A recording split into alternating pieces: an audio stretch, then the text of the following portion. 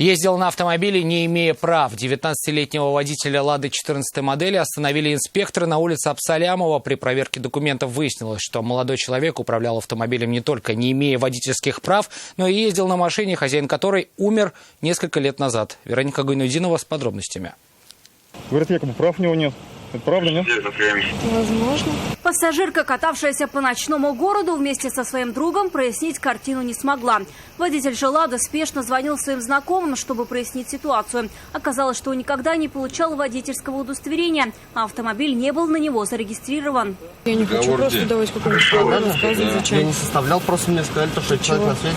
Но вы же сами машину. Вас не смутило? Собственно, 6 лет назад умер. Откуда молодой человек взял машину, вопрос открытый. Ее собственника нет живых уже 6 лет.